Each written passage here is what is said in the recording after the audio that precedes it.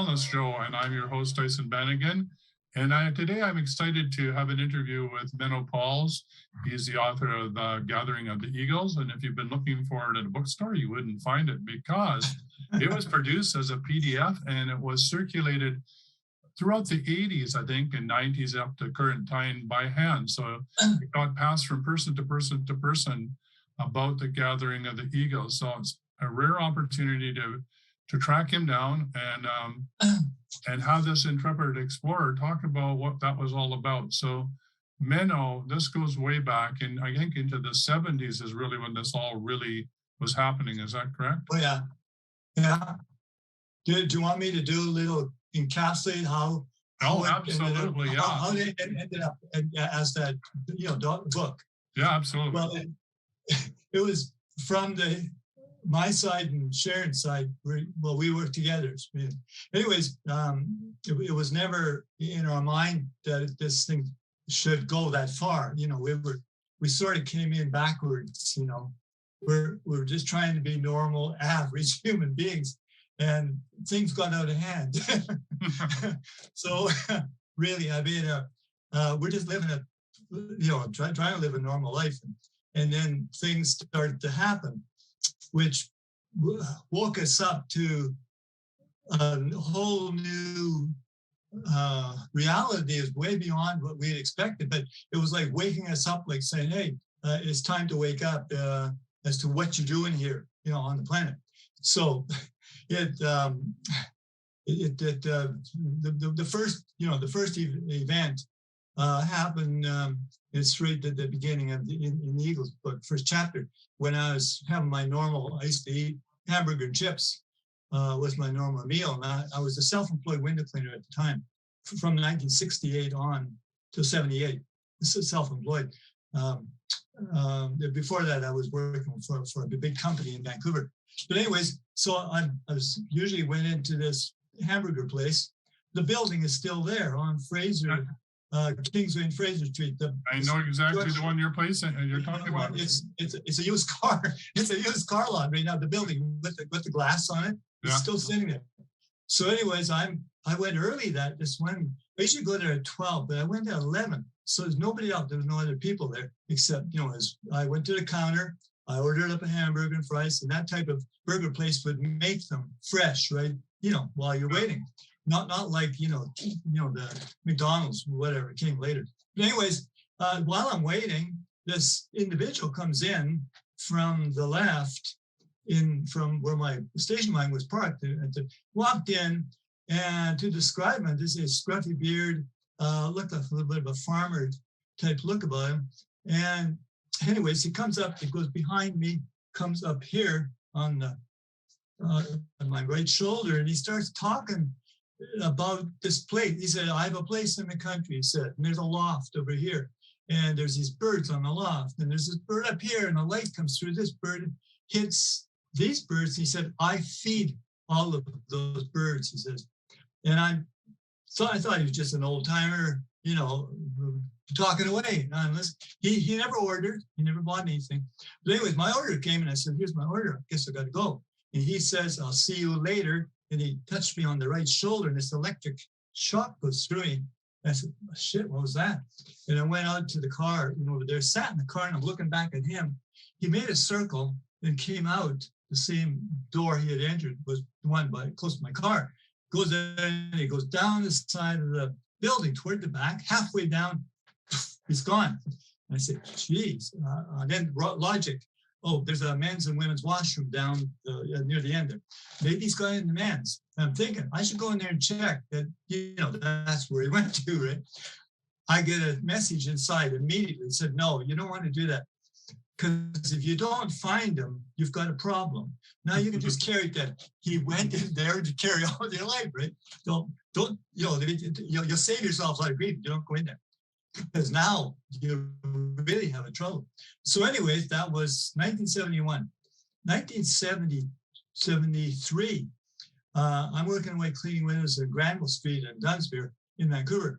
And I'm on a stepladder about this high, doing this bank building, plate glass. The voice behind was, careful for the height. I turn around and there's a It looked like a skid row bum or a hobo down the bottom of the ladder. I'm only 5 feet. I come down the thing. I knew he wasn't talking about this. He says, careful for the height when I got reached the top. Then he says, me and my friend, and he goes, points, well, 30 feet down the sidewalk of Granville. He says, me and my friend, there's another guy looked just like him who's there. He says, we've been here a long time. He says, we've seen people born, live, and die, like generations of life. Mm-hmm. He's saying, he says, we're close by at all times. Careful for the height. He touched me on the shoulder. An electric feeling, but not as powerful as the first one.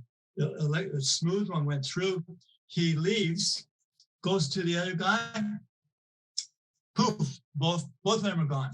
I said, wow, that's the second time, I got this. That's 73. 74 was one that was, in hindsight, the one that was going to prepare me to be the messenger, right. Messenger.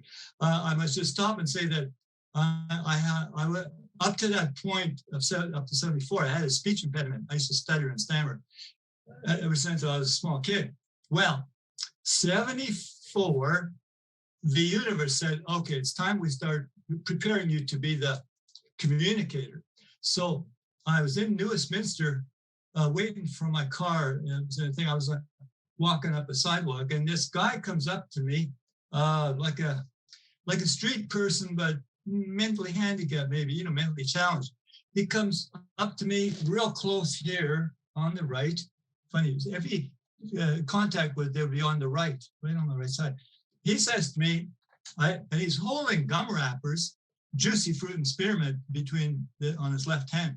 He says, I collect these, you should know. And he goes pointing right in my face. I'm right there.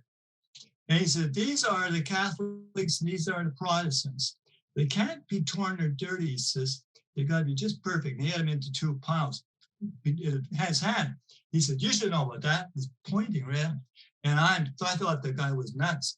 And then he did something which got my attention like that. He said, remember when you were a little boy and you're on the wagon full of wheat down on the prairies? Yeah, I was born on the prairies, just a little north of Saskatoon. Anyway, my dad had a team of horses, and we had a wagon full of wheat. I was with him, sitting on the thing. We went to a small town, had grain elevators. This guy is now saying, remember how the horses were skittish, pulling the wagon about the wooden ramp going up, beside the elevator. I said, remember that? He's taking me right back.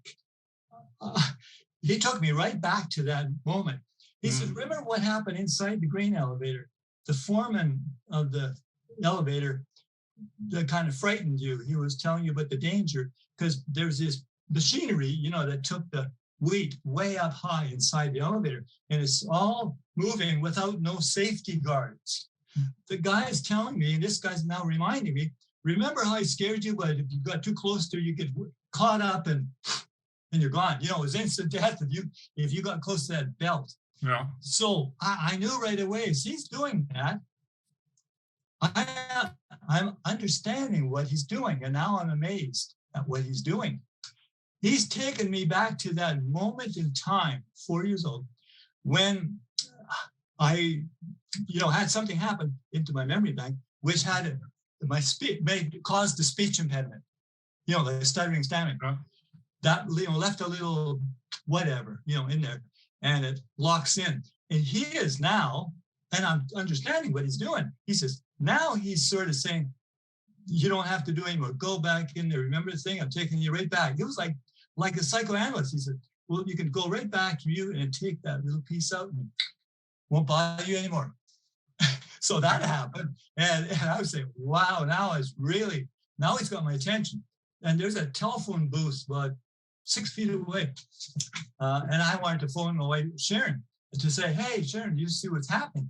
And when I looked at the phone booth, I could see that somebody had ripped the cord, like the receiver, off. So it wasn't going to work anyways. Now, turned back and the guy's gone.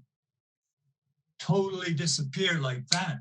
And I went home and I told Sharon what happened. And so that happened. And I went to see my dad one time, and he confirmed what happened back then. So that's 74. 1975. One night, we lived in New Westminster. One night, the first guy that came into the hamburger place, he was right there. His face is right there. He's got me by the shoulders like this. He said, "Who are you?" And I said, Menno Pauls. He said, "No, that's not exactly it." Then he says, "What are you doing?" And I says, "Cleaning windows." and again, his look was saying, "No, that's not the right answer." Then he shook me and said, "Where are you going?" And immediately he answered the question.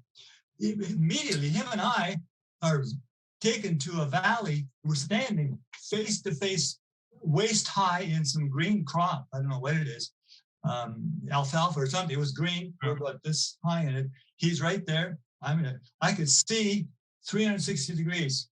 I could see behind me in that state that we were in.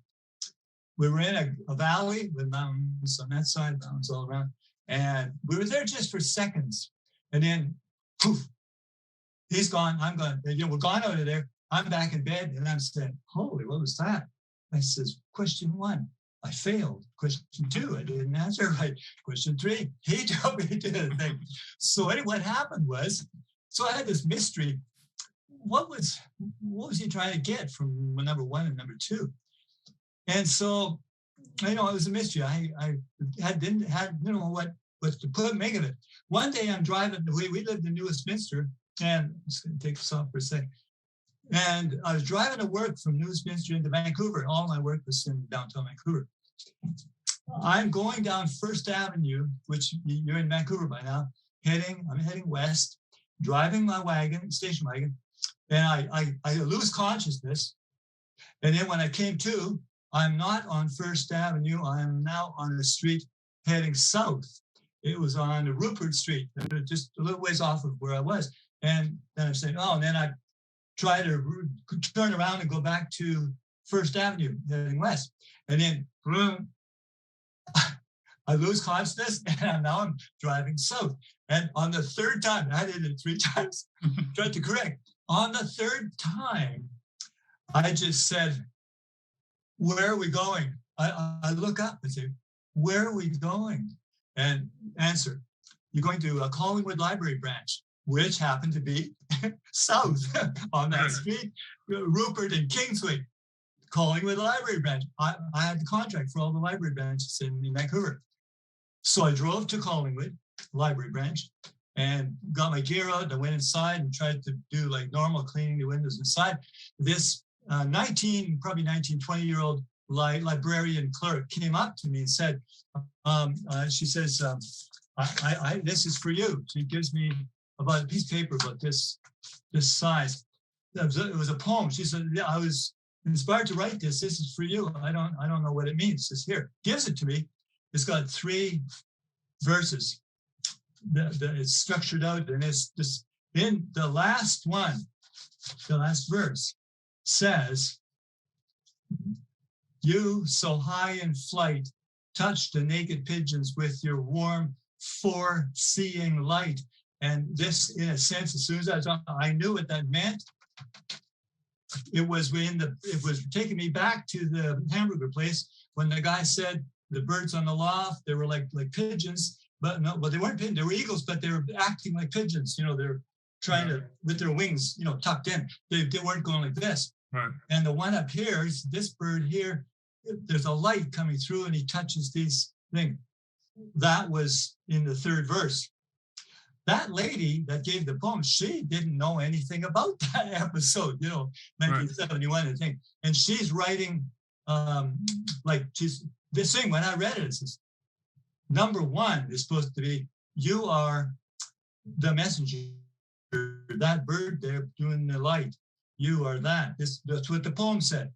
Then it said, "You touched the naked pigeons with your warm, foreseeing light." And then, that was I was supposed to be, number 1, answer to number 1 was, "You are a messenger." What's number 2? "What are you doing?" And it just came to me. I understood. You're supposed to tell them, "One day you will wake up in a green valley." It all came together just right there. And it's just that person that showed up in the restaurant, hamburger place, And I was guided to a place in the Urantia book, which I was guided to too, the Urantia book. It took many, many years to find, and I used it in addition right here, by the way. Yeah. That I was given along the way. And what I would do is I never read it from front to back. It's really deep, but what I would do is hold it like this and meditate and just open it up like that, just like that, and read right there. Then I'd fall asleep, and that would, the download, and then be in there, and then would come out. In here, I was told the guy that ended up in the restaurant, the guy that was going this, he's a heavy-duty spirit guide, which is barely mentioned in the Bible, but they really mention it in the Urantia book. Melchizedek. Melchizedek in the Old Testament is virtually nothing, but yet in the New Testament, in the book of Hebrews, chapter 7, there they talk about Melchizedek and that he had an interaction with Abraham. Right. Abraham, back in those days. But the Old Testament doesn't hardly mention that at all, but it is mentioned in Hebrews chapter 7, and that's located in the New Testament. There it says, and the Urantia book explains all about that Melchizedek, that being, all about him. He was here 4,000 years ago on the planet. He had a school, spiritual school at a place called Salem. Salem. It was a tent school. Today, that place is called Jerusalem. Today, that morphed into it. And where is that located? It's in Israel, right now in Palestine. It's interesting because in the book of Enoch, they talk about Melchizedek, and in the book of Enoch, it talks about Melchizedek being part of I'm going to say entourage, that may be the wrong term, but part of a group of beings that comes to every planet as it prepares for ascension. And that's the job of that group of angelic beings. So do you think that those contacts that, they look like hobos, or they look like, people off the street or street people, do you think they were angelic beings, or were they, what sort of beings do you think they were? I'll explain that right now. Yeah. The Urantia book again helps to describe who they were. The two that were on the sidewalk, in Vancouver, that showed up, they've been with me. I'm very conscious of them. They're right here over on my right side. I don't see them, but we're in contact. We've evolved into a place we can communicate by thought. They can show up in dreams, but in the daytime we can communicate. We can talk to each other. Thought is universal. Yeah. The language of thought. Thought covers all languages. I'll just quickly say thought languages, like different languages on a planet, like all the different languages, they are in essence envelopes. The language is the envelope. Inside the envelope is the thought. The thought's inside. That thought is universal. 8 billion people on the planet, we're all transmitting, we're all receiving, but hardly any of them are conscious of that. So do you think that so those guys are your spirit guides then, or your guardians? Well, I'll try to explain these two. There's two right here. Well, your Urantia book has a type. There's actually 3 of them here, but these two right here are the same type. But they've been here 35,000 years on the planet. These two, they're not off planet beings. They came into being here on this planet. These two here. There's a third one on the far side. These guys are in an energy range between angelic type beings and human. These two right here. The Urantia book calls them secondary midwares. These two right here. The other one's a primary midware. Has been here 500,000 years. Wow. The third guy. He's in an energy range one wave over from where these two guys are. These guys are closer to the human. It's easy for them to shift into human range. A little bit more difficult for the other one because it's a further shifting. So it's sort of like a step down, and you're the transformer, or the one that talks on this plane to other humans, right? I'm their human. Interface. Ambassador. What are you going to call it? I'm the human end of it, of their. But these two are helping. They assist in my work with Melchizedek. Right. Melchizedek is my superior. Now he's off planet. He comes from the center of this universe. Right. Explains it really good in the dimension. Center of this universe, there is they have what the schools, colleges, spiritual colleges, which compose universities. See the word university with the head with the center of the universe. Well, the Melchizedeks are the teachers. They are the professors there for the whole universe, for all spiritual life in a universe. This universe contains presently right now 3,600,000 inhabited planets. They're in different systems, scattered throughout the universe. This is one of many universes, millions of universes out there. But anyways, these two were assigned to me. I asked them once, how long have you been with me? These two, the first two. They said, since you were inside your mother's womb, when you incarnated here on the planet in 1941, he said, we were there. We were assigned to your work. They're not assigned to me all through my existence in yours. They're assigned to what I am doing with what you're here project. to do, right? They're assigned to help me carry out the Eagles project. So let's talk a little bit about what you're assigned to do, because that's really interesting. So here you are, you're on a mission, and you've got these beings, Melchizedek beings, that are your principal guides that are helping you by teaching you that synchronicity and guidance is what you are to listen to, no matter what else is happening in your life, right? Yep. Yeah. So what about the gathering of the Eagles? How did that come about where you were? Yeah. So let me just zoom from there, because I'm doing the highlights. Yeah. And the big one was, Mel. I'm on a first name basis with Melchizedek. I call him Mel for short, but Melchizedek. Anyways, what he was doing, I says, time to wake up. And here's your thing. And then after that happened, these two, they showed me a lot of future scenes. These guys, they showed me what's ahead. These two here, they would, and I'll explain one of those here, but I just zoom up to. We can go back to here if we got time. But anyways, okay. So they introduced themselves. These two, the one that but my speech is happened to be one of these two that came out, because the other guy on the third, I only became aware of him in 1980. 1980, I didn't know about him until 1980. All the people that are psychic, whenever I showed up, they said, you got three guides. They could see them. Psychic people. You got three helpers on the right. Anyways, so these two guys who were showing me in dreams and visions and direct about what was ahead for the world. Showed me a lot of stuff. But anyways, what's going on?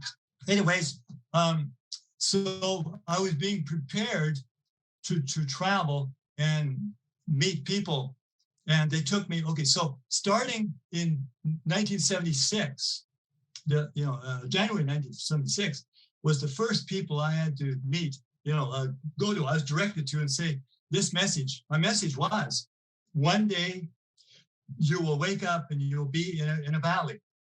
It was a green valley, and there'll be people all around you. You and your family will be there, and there'll be other people all around. Like it could be hundreds and up to maybe a couple of thousand. They're around, all around, and they're confused, like what's happening? How did we get here? Yeah. And you, when I was talking to, you will help to calm them down. You will help to explain what is happening, and everything's fine. And there's help all around. You don't have to worry about it. You will be there, and and these people, all the people around you at that time, you will have met them. You will have linked up with them in your lifetime here on Earth. You will have linked up, made contact, sometimes a little longer contact, sometimes briefly, a stewardess on an airline, a waitress in a thing, etc. You will, and sometimes, you will have a longer relationship with them, but sometimes you could just have a one-time shot, and that will be lodged in there. And when they wake up, they will look around and they'll home in. You will be a homing. There'll be a homing, like as if you're homing signal. They'll home in on you. You will help to calm them down. And I told them there'll be help all around you. You won't be able to see it, but there's help all around you and everything's fine. That was my message. It was very, very simple. That's all I had to do. I didn't tell them to change their lifestyle or, get with it or whatever. It was that message. So, and then I was, I did that in the local area of Vancouver for a while. And then they took me on training trips, learning how to be in the moment and get directions moment by moment. I'll give you an example. The first training trip happened. One day I'm having my breakfast at this one restaurant in Vancouver, which I would stop at 8 o'clock. I started work about 5, and I stopped for breakfast around 8:30. And as I'm eating my breakfast, I'm reading the morning paper, and I don't normally read the horoscope, but that day I looked at the horoscope, looked at my thing on a Libra, and I looked and said, it said there, travel plans are known by those in high places. It's time you should know. And I said, what was that? Anyways. And then I got a message that said, go to the airport, fly to Saskatoon. Just get on a plane and fly to Saskatoon now. And I phoned up Sharon. I said, Sharon, I'm getting a message. I'm supposed to fly to Saskatoon now. And she said, yes, I agree. And I think you're supposed to go to Regina too. And, okay, I go to the airport. I park the car. I go. I get a flight. Morning. There was a flight, direct flight to Saskatoon. I'm getting off the plane, walking to the terminal, and I'm thinking about renting a Chevy Monte Carlo. I was thinking. These guys beam in. Ask for an Olds Cutlass, they said. I asked for an Olds Cutlass. I find there's one reserved for me. In Saskatoon. Okay, I take it. And then they remind me, oh, by the way, the people, this car doesn't belong to Saskatoon, it belongs to Regina. So if you're traveling around, you can drop it off in Regina. It tells me, okay, I'm going to Regina. So I'm sitting in the car meditating when I get in, and I say, okay, why have I got this car? And poof, message. 2 guys with 2 hitchhikers outside of town, right out of the Saskatoon, when you're leaving town, with pack sacks, pick them up. I shrugged that off and said, oh, and okay, why am I here? 2 guys with, go again, 2 guys with pack sacks, they're right outside town, pick them up. So I drive over there, heading for Regina, and there's 2 guys with pack sacks, one here and one in the back, and it's a 3-hour drive to Regina, and we talked about everything under the universe, but I never made a contact. It was just like I was supposed to drive them from there to there. I take them to Regina. Highway 1 goes right through Regina. They got out. They said they're heading east. I'm sitting in the car, meditating, and saying, "Okay, what now?" Messy. Finish. Go to the airport. Drop off the car. Fly home. Okay, I did it. And now I'm on the plane, taking off from Regina. And I'm saying, okay, what was that all about? What we just did? Answer. This is the training trip. So you can start to get used to, you'll get a message, like number 1 of the message, carried out without knowing how it's going to turn out. How long you're going to be away? What all you're doing? You get, number 1, you do this. We'll tell you number 2 as we go along. And we'll tell you number 3 and all that.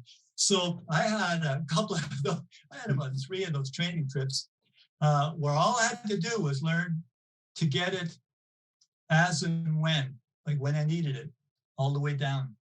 And there'd be hotel rooms waiting for me. Cars would be reserved, everything.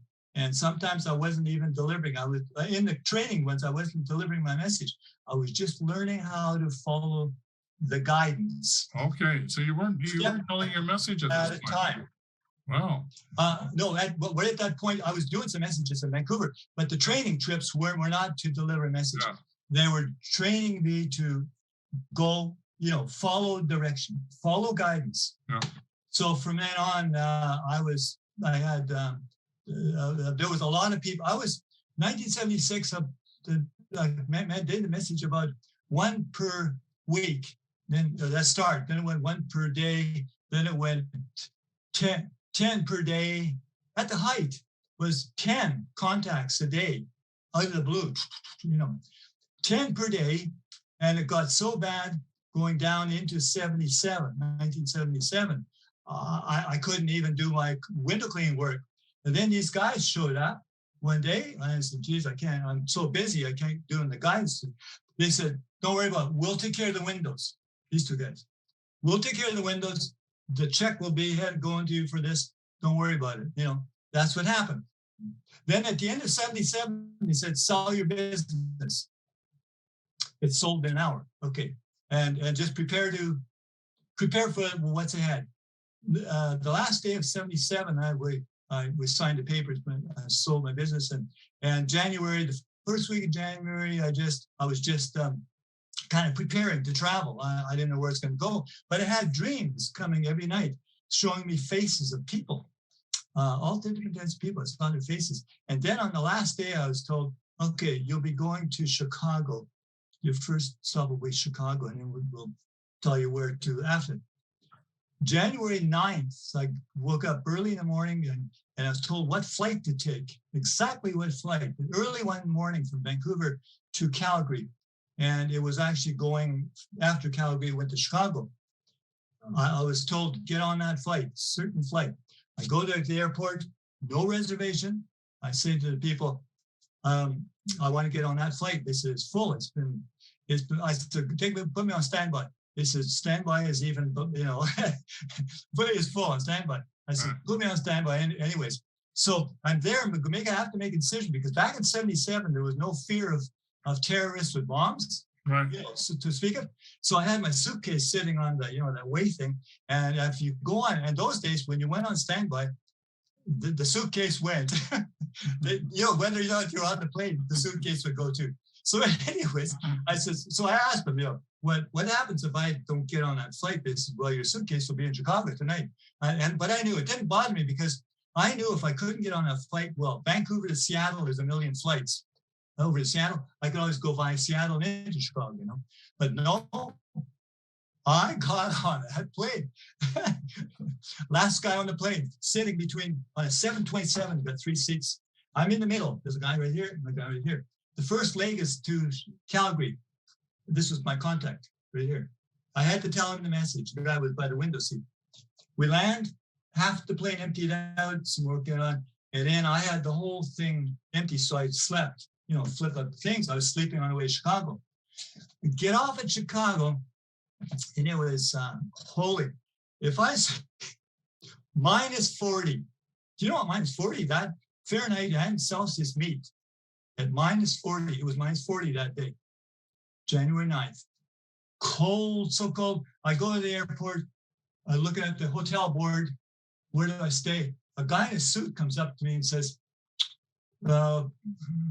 he didn't have the reservation either. He said, Dave, do you want to go in a cab with me? He says, sure, we'll find a hotel. Says, okay. Him and I go outside and one of these checker cabs they have in the States. Well, we get in the back seat and it was so cold, the locks, the latches were frozen, so they wouldn't latch. So I was holding that door. He's holding his while we're in the cab, holding the door. It was really cold. Anyways, we're driving around, and I said to the cab, there was a Sheraton O'Hare over there. Let's go there. Went over there. Me and this guy got the last 2 rooms of that night. And there was another guy was just ahead of us, a shorter guy with a mustache and a 3-piece suit. He got the 3rd last room. We all got ready to check at the same time. We're in the same elevator. We're going up. Me and this guy in the cab, we went to this one floor, go down, and I went to the room and I saw which room he went in. And then when I got in my room, I was told, go talk to that guy he rode in the cab. I go there, I knock on his door. I said, excuse me, but I got something to tell you. He says, come on in. And I tell him my message. And he said, it's strange why I'm in Chicago right now. I didn't have a reservation. He said, last minute. He says, I'm in the oil industry.